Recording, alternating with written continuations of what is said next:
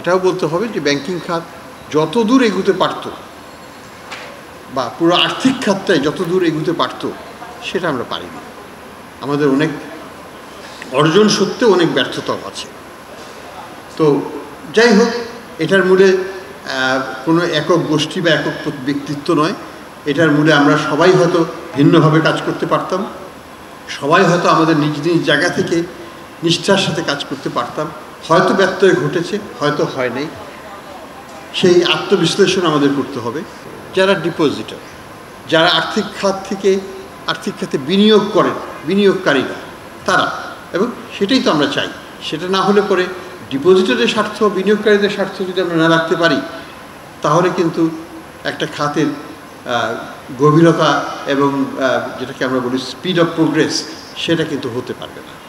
কাজেই আমি আশা করব যে বিআইবিএম সামনের দিকে আরও অনেক দূর যাবে। বিআইবিএম একটা আন্তর্জাতিক মানসম্পন্ন প্রতিষ্ঠানে রূপান্তরিত হবে। এটার মান অনেক বেড়েছে, আরও বাড়তে পারবে।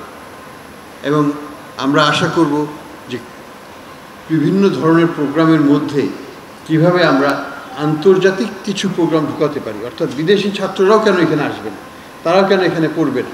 আমাদের যদি ন্যাশনাল ডিফেন্স কলেজে যদি বাইরে থেকে আসতে পারে, আমাদের যদি অন্যান্য মেডিকেল আসতে পারে, তবে এখানে কেন ট্রেনিং নিতে আসতে পারবে না।